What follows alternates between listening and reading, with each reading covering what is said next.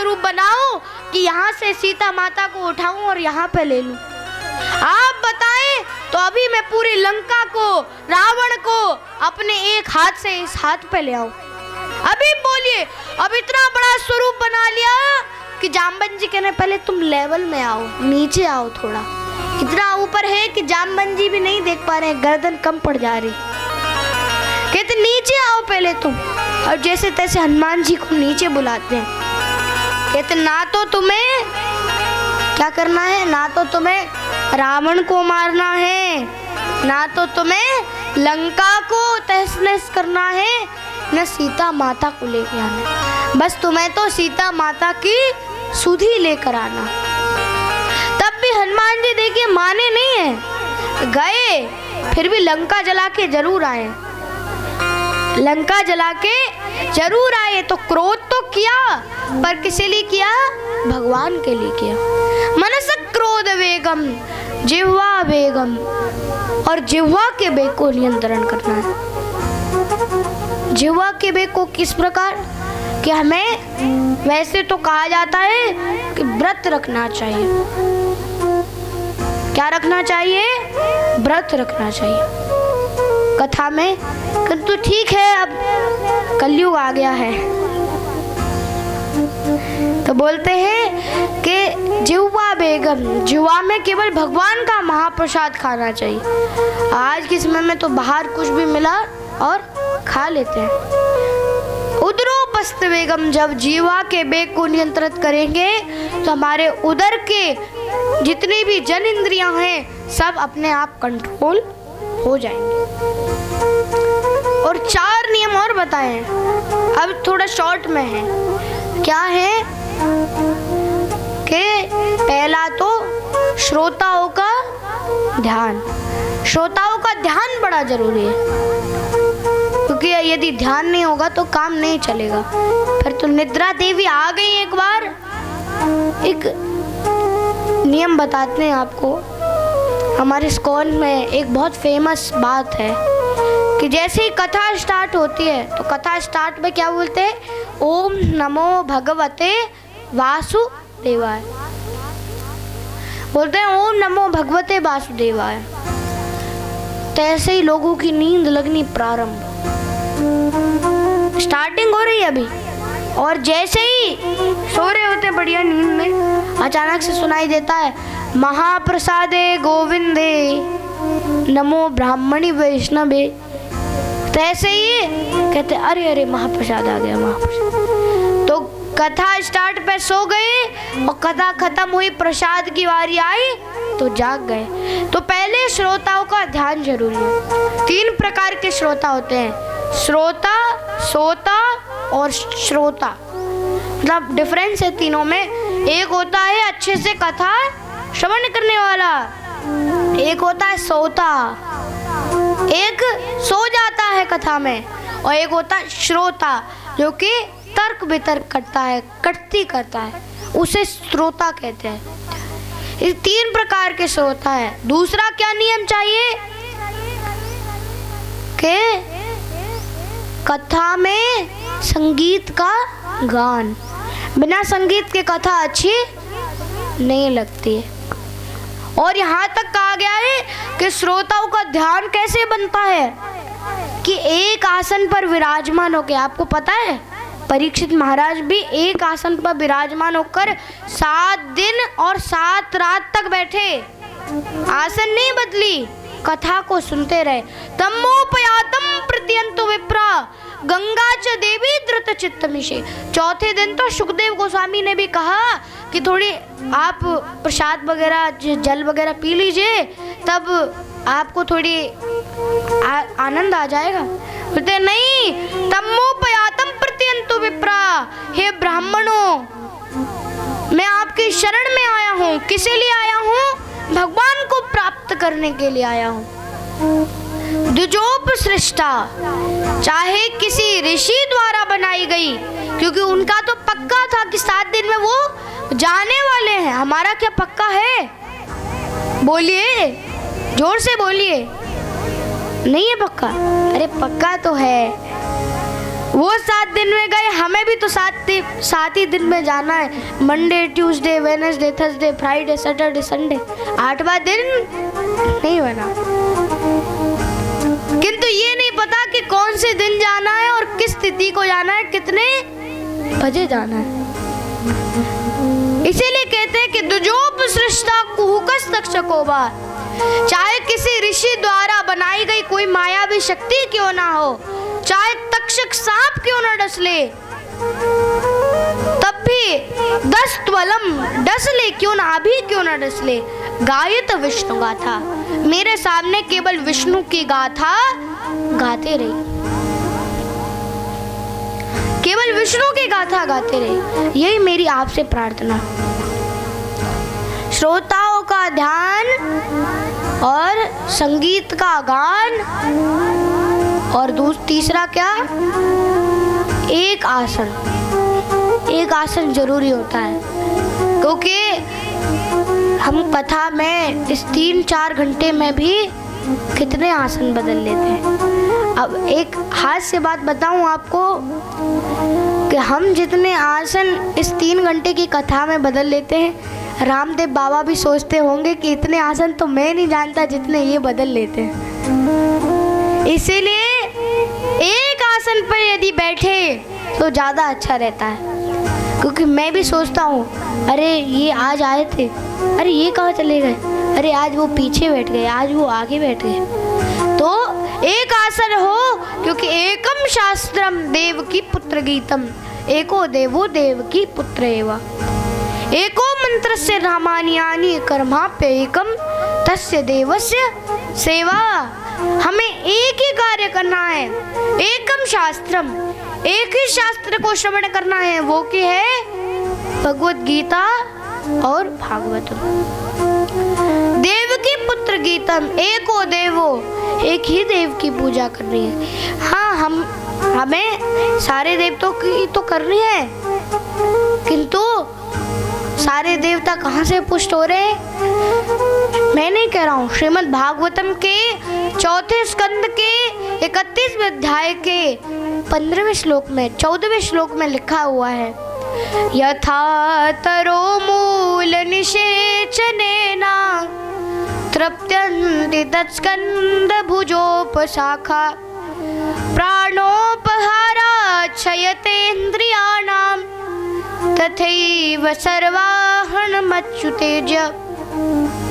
बोलते कि यथा, जिस प्रकार तरोर वृक्ष के मूल में, जड़ में हम जल देते हैं तो उसके सारे पत्तियां, उसकी शाखाएं, फूल सब तक पानी पहुंच जाता है, उसी प्रकार जब हम प्राणोपहारा क्षयतेन्द्रियाणाम, जब हम प्राण अर्थात अपने मुख से भोजन खाते हैं और हमारे पेट में जाता, उदर में जाता है, तो हमारी सारी इंद्रियां अपने आप तुष्ट हो जाती है। ऐसा तो नहीं है कहीं आपका सिस्टम अलग हो, कहीं आप हाथ को अलग खिलाते हो, खा लो हाथ, पैर को अलग खिलाते हो, सब यहीं से खाते हैं और सारी इंद्रियों को जो तुष्टि होती है, संतुष्टि होती है, वो प्राप्त हो जाती है। उसी प्रकार यदि हम भगवान कृष्ण को, भगवान अच्युत को प्रसन्न कर लें तो सारे देवता अपने आप प्रसन्न हो जाते हैं। मैंने नहीं कहा है, भागवतम कह रही।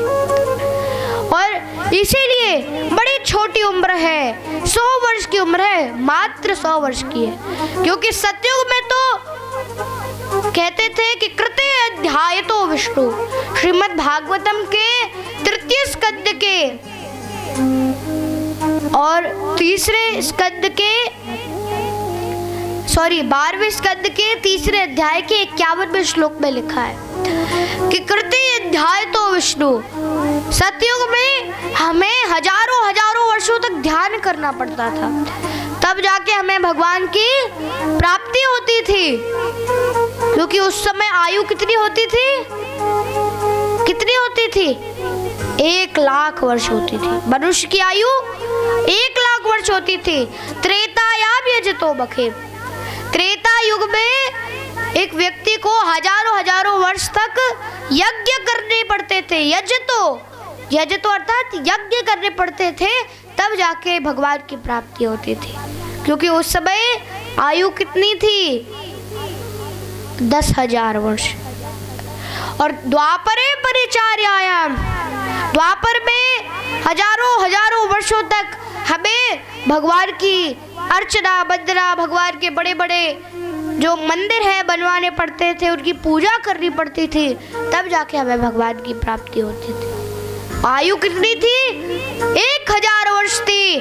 किंतु कलयुग में तो कलौ तद्धरि कीर्तनात्, कलयुग में तो केवल भगवान का लाभ लेने से, भगवान का नाम लेने से भगवत प्राप्ति हो रही है। तो क्यों नहीं हमने भगवान का नाम लेना चाहिए?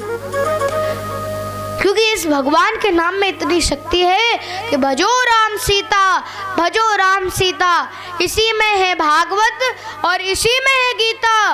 यदि फिर भी आप यहाँ पे बैठ के कथा नहीं सुन पाए तो इस संसार में खाते रहो पपीता। बार बार इस संसार में आओगे।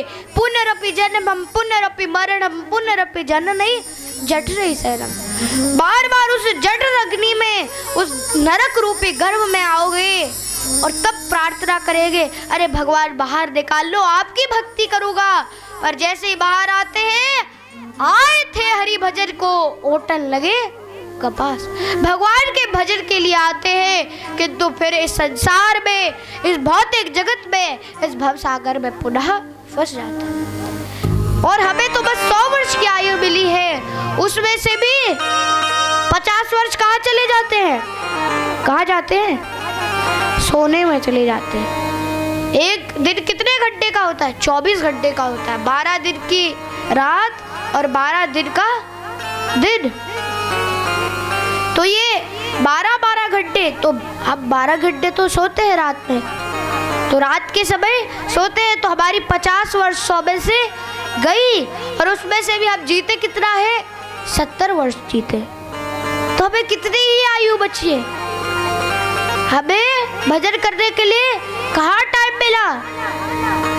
क्योंकि आज के समय में ऐसे लोग हो जाते हैं कि मैं गंगा के तट पर गया, हरिद्वार में मेरी प्रथम भागवतम थी। सोचिए, प्रथम भागवतम थी मेरी, और उस प्रथम भागवतम में मैं एक बाबा जी के पास गया। बाबा जी बगल में ही बैठे थे। वो मुझसे बोलते हैं कि बेटा थोड़ी चिलम जला दो। अब भैया चिलम लकड़ी की लकड़ी की नहीं, मिट्टी की बनती है, और मटका भी मिट्टी का बनता है। मैंने तो नहीं जलाई, मेरे भाई है एक, उन्होंने जलाई चिलम को और पूछा कि बाबा जी आपका नाम क्या है और आपको क्या मिलता है चिलम जलाने से? तो बोलते हैं कि परम परमात्मा से मिलन हो जाता है। ऐसे भी बाबा रहते हैं। तो इसीलिए ऐसा नहीं बनना है, ऐसे लोगों के पास नहीं जाना। और हमारे शास्त्र में यही बता रहे हैं कि यदि इस पुनरपि जन्मम पुनरपि मरणम के इस चक्कर से, श्रीमद् भगवत गीता के 8वें अध्याय के 16वें श्लोक में भी लिखा है, आ ब्रह्मा भुवनालोका पुनरावर्तिनो अर्जुना। ब्रह्मलोक से लेकर इस पृथ्वी लोक तक ये जो जन्म मृत्यु का चक्कर है, ये तो चलता रहता है। यदि इससे भी छुटकारा प्राप्त करना है, इससे भी पार होना है, तो क्या कहते हैं? देवी हैषा गुणमयी मम माया दुरत्तया माम एव प्रपद्यन्ते माया मेतां तरन्ति ते। देवी हैषा गुणमयी, ये भगवान का नाम है और भगवान की ही माया है। इस देवी महाशक्ति माया को पार कर पाना अत्यंत दुष्कर है, अत्यंत कठिन है। देवी हैषा गुणमयी मम माया दुरत्तया माम एवा प्रपद्यन्ते। किंतु पार कैसे हो सकते हैं? यदि कोई माम अर्थात भगवान की प्रपद्यन्ते शरण ग्रहण कर लेता है। माम एवा प्रपद्यन्ते माया मेतां तरन्ति ते, तो इस माया से, इस भव सागर से, इस भौतिक जगत से पार हो जाता है। इसीलिए कथा तो हम श्रवण कर रहे हैं, किंतु ध्यान से सुने तो ज़्यादा अच्छा रहेगा। अभी हम एक कथा सुनेंगे जिसमें एक बड़ा पापी, एक धुंधकारी नाम का व्यक्ति था, जिसने पूरे जीवन में बड़े घोर पाप किए। अंत में उसने भागवत कथा का श्रवण किया, प्रेत योनि में रहकर। कौन सी योनि में? प्रेत योनि में रहकर कथा का श्रवण किया तो उसकी मुक्ति हो गई। प्रेत योनि में रहकर। और वहीं पर जो गांव वाले सुन रहे थे उनकी मुक्ति नहीं हुई। कुछ गांव वाले तो उस पर टंग गए थे। वो विमान जो धुंधकारी के लिए आया, बोले कि हमने डोनेशन दिया था, हमने चंदा दिया था, इसमें हमारा डोनेशन का क्या लाभ? तो बोलते आपने कथा ध्यान से नहीं सुनी। तो यदि आप भी कथा ध्यान से नहीं सुनेंगे तो ऐसा नहीं होगा। इसीलिए हम बड़े सौभाग्यशाली हैं कि कथा को श्रवण कर पा रहे हैं। तो चलिए हम एक हरिनाम संकीर्तन का बहुत सुंदर गान करते हैं। जपे जा राधे राधे, हाँ भजे जा राधे राधे, जपे जा राधे राधे, जपे जा राधे राधे, राधे अलवेली सरकार, जपे जा राधे राधे, राधे अलवेली सरकार, जपे जा राधे राधे।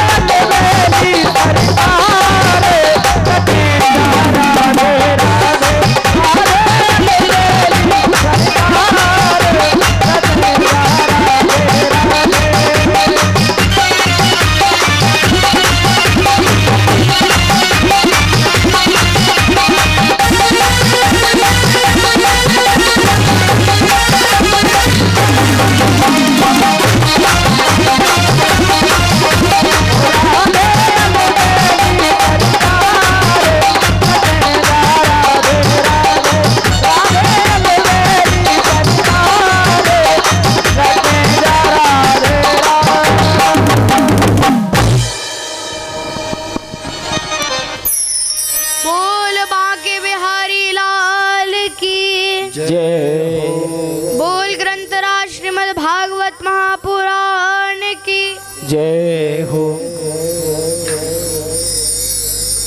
तो अब ये श्रीमद् भागवत कथा एक ऐसी पावन कथा कि जिसको श्रवण करने से जो फल प्राप्त होता है, यत् फलम नास्ति तपसा